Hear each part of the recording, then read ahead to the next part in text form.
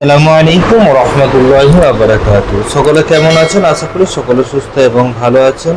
আমিও আল্লাহর রহমতে আপনাদের দোয়ার বদৌলতে সুস্থ এবং ভালোই আছি।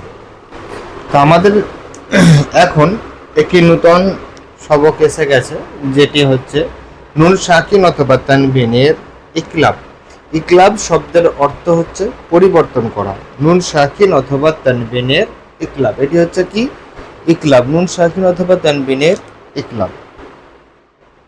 তো প্রকৃতপক্ষে কায়দাটি হচ্ছে নুন সাকিন অথবা তানবিনের পর আমরা কিন্তু যে কায়দাটি পড়ছি না কেন, এখন শুধুমাত্র এই যে নুন সাকিন এবং তানবিন বলা হয় দো জাবার, দো জের এবং দো পেশকে। দো জাবার এবং দো জের এবং দো পেশকে তানবিন বলা হয়। আর এই নুন সাকিন আর এই তানবিনের কায়দা প্রকৃতপক্ষে, তো কায়দা হচ্ছে কি, নুন সাকিন অথবা তানবিনের পর যদি বা আসে, যদি এই বা অক্ষরটি আসে, নুন সাকিন অথবা তানবিনের পর যদি বা আসে, তাহলে নুন সাকিন অথবা তানবিনকে মিমের দ্বারা পরিবর্তন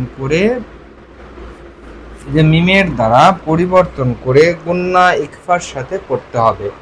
নুন সাকিন অথবা তানবিনের পর যদি বা আসে, তাহলে মিমের দ্বারা পরিবর্তন করে গুন্না ইকফার সাথে পড়তে হবে।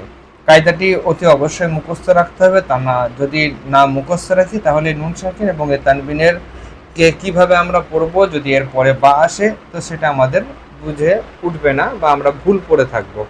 সেই জন্য অতি অবশ্যই আমাদের সকলকে নুন সাকিন অথবা তানবিনের ইকলাব যে কায়দাটি, ওই কায়দাটিকে অতি অবশ্যই মুখস্থ রাখতে হবে।